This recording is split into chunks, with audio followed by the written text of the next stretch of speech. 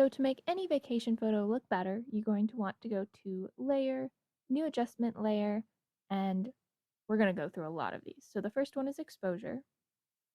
You'll click OK and then go over to Gamma Correction and Offset. And as you can see, when you move the slider, that changes how your photo looks. So play with it, see what you like.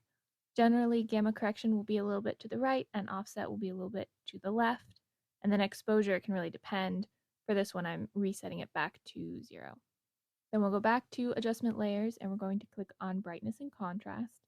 And we're going to bring the contrast all the way up. This is generally a pretty good bet when you have colors that you really want to pop. As you can see with the moving of the slider, that really helps when you increase the contrast.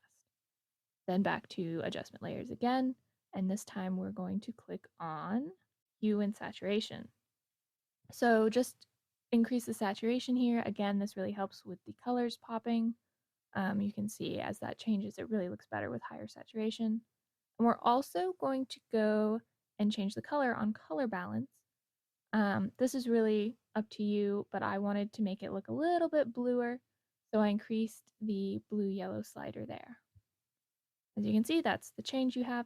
And then if you want to see the entire change from what you've done, you can just duplicate your background and pull that up to the very top layer. And so this is the original photo, and then you can hide it, and you can see that is your improved edited photo. Old photo, new photo.